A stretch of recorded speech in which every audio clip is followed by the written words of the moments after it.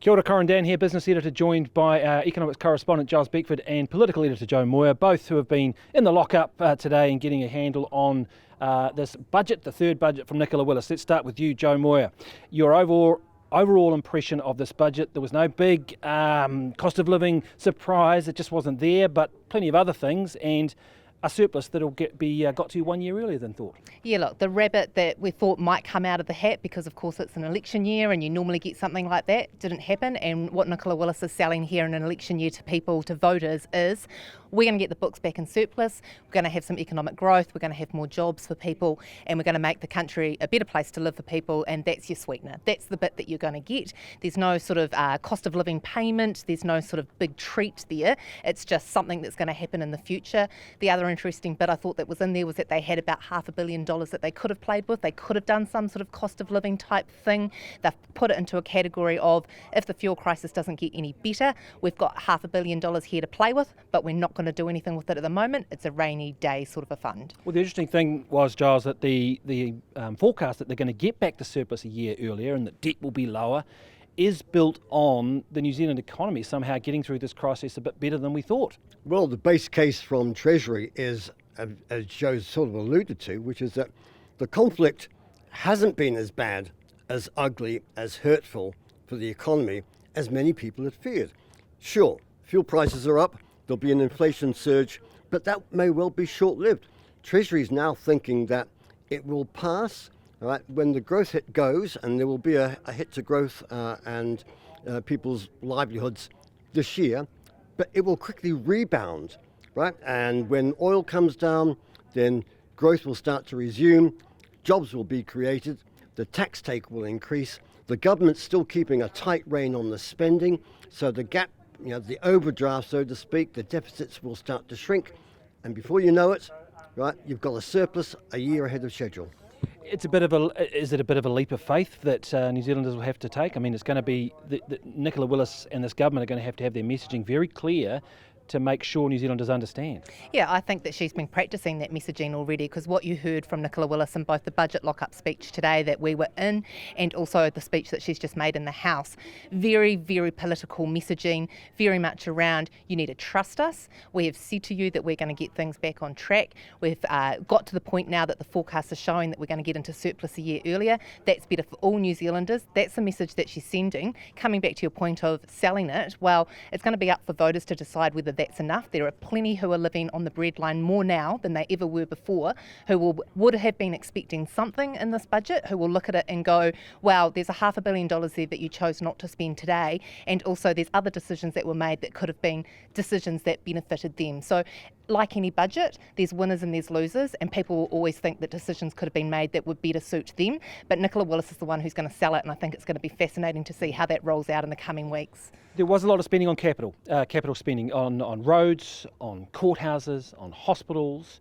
They will look to make plenty of that. Rail got plenty of money. So there is going to be, I guess, some money being pumped into the economy. They are $5.7 billion in capital spending on those new hospitals, courtrooms, Kiwi Rail and the like.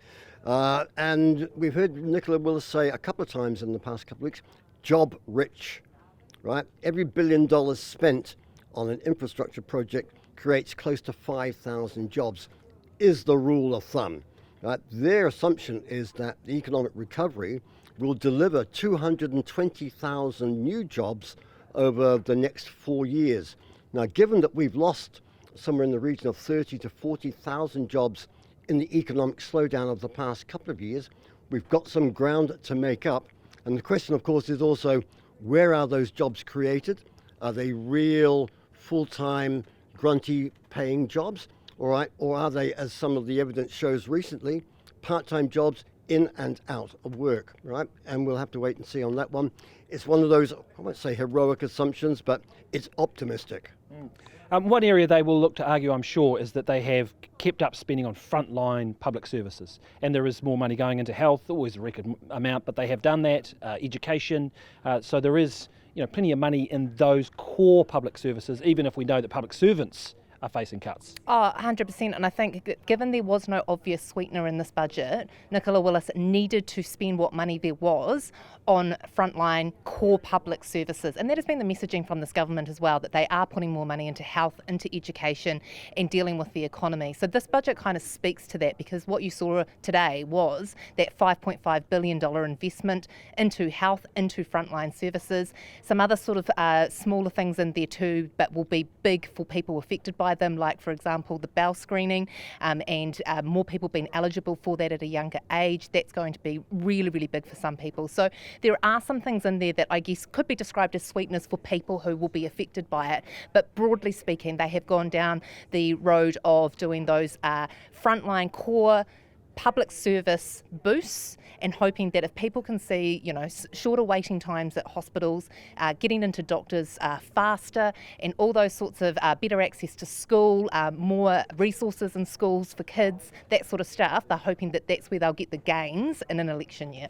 All right, let's just perhaps have a final comment. I won't make you give us a rating, but something that stuck out for you, Giles, at all. Anything that jumped out at you, just to finish? To me, it was, in fact, the degree of effort that went into reprioritising the money where it's coming from. Well, actually, one of the things that we didn't see was any great move to try and increase revenue. Right? Apart from a little bank levy. Apart from a little bank levy, which is $200 million over 4 years of neither here nor there. Yeah. Right? So that's something perhaps down the track, and perhaps they didn't want to have that in the election year. But clearly, I think they've done a lot of work in saying, a bit here, a bit there. I've characterised it as financial nip and tuck, and I think that's what they've done. Give credit to them that they've seemed to have found a set of numbers that may work. Whether it will convince people and whether they ultimately occur over a 4-year period is a completely different question. Final word to you, Joe. Well, I'm going to give it to you because we've done all the talking. What stood out for you? Just how definitive Nicola Willis was about making the surplus and the return to surplus and the books and the fix-it job her core message. A little bit surprised, but I can understand why she's trying to do that, and now she has to go out and sell it. Apart from the bank levy was the only other thing that caught me a little bit by surprise, because while it's only $200 million now, Giles, she even admitted herself that maybe she wanted to make it bigger, but was blocked by other members of the coalition, and that was talked about a little bit today. So maybe that's one to watch in the future. Anyway, thank you very much for watching. I've been joined by Joe Moyer, our political editor, Giles Beckford, our economics correspondent, and myself, Corin Dan, the business editor. Catch you later.